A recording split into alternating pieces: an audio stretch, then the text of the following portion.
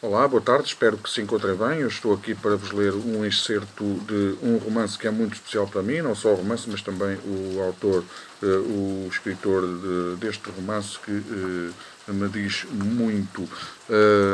Desde já um agradecimento ao João Nuno Zambuja pelo convite que me fez para vos vir aqui ler este excerto deste romance e parabéns pela iniciativa, obviamente, que são iniciativas muito importantes nestes tempos de chumbo que nós vamos vivendo, de clausura, de reclusão, que podemos aproveitar não só para a reflexão, mas também para pormos as nossas leituras em dia e porque, efetivamente, a literatura, os livros, a leitura são muito importantes na nossa vida. E essa é a mensagem que gostaria de passar e que, obviamente, o João Nuno quererá passar para todos vós.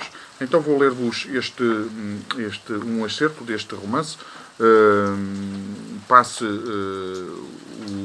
o título, mas é significativo também, é uma mensagem que nós poderemos agarrar e em vez de abordarmos este triunfo da morte, vamos abordar o triunfo da resistência e o triunfo da sobrevivência nestes tempos de chumbo.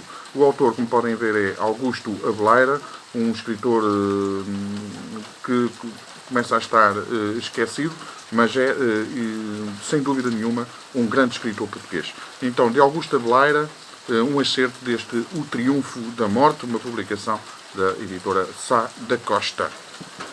Eu espero que gostem. Vejo o teu sorriso. Pergunto-me novamente se acreditarás na minha história. E, sei-o bem, o tom do meu discurso tira-lhe a credibilidade, como se eu não me levasse muito a sério. Mas o próprio tom significa alguma coisa. Não o consideres postiço. Mesmo falando noutro registro, manterias esse teu sorriso de incredulidade. Defendo-me, portanto, não me levando ou fingindo não me levar a sério. Afino-me pelo teu diapasão. Antecipo-me. Questão de época. Conheces a narrativa do cronista Glaber no século XI? Certo monge encontrou a morte e ela disse-lhe: prepara-te para morrer. O monge não duvidou um só instante. A morte rondava por toda a parte.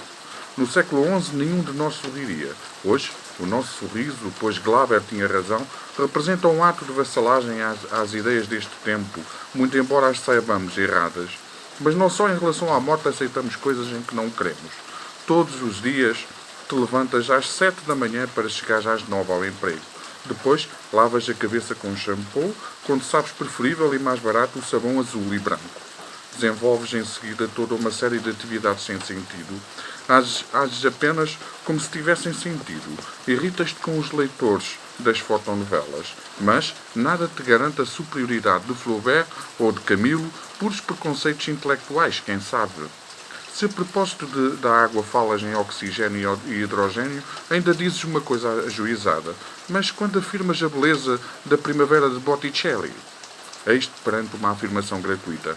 No entanto, procedes como se isso fosse verdade. Vives num mundo de ficção, a tua cultura impôs-te certos valores que se tornam ridículos, vistos de sírios.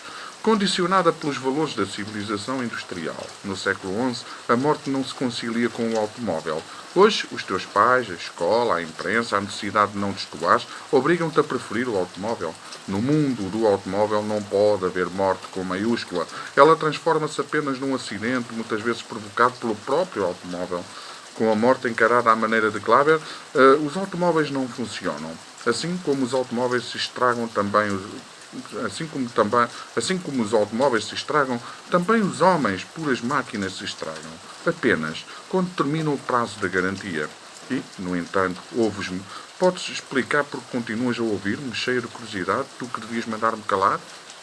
No fundo, também duvidas do automóvel. Convém-te acreditar no automóvel, mas também duvidas. Parece-te mais cómodo aceitar-se como um automóvel que morre apenas quando o maquinismo se estraga. Com a morte, não. Ela pode decidir matar-te mesmo quando o teu maquinismo funciona bem. A morte introduz o sem sentido no mundo e isso não o suportas tu.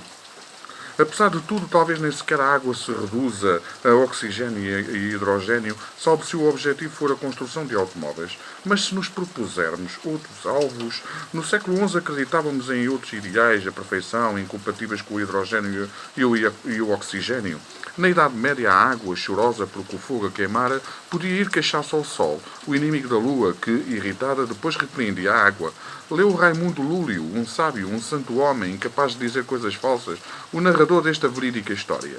Aliás, para o cão, a água não significa oxigênio e hidrogênio, e o cão vive perfeitamente adaptado. Bem, suprimiste a vida eterna e como a suprimiste só esta vida terrena te interessa.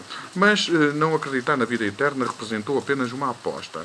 Entretanto, optaste pelo automóvel. E com a vida eterna os automóveis tornam-se absurdos. Com a vida eterna terás de procurar, sim, a perfeição.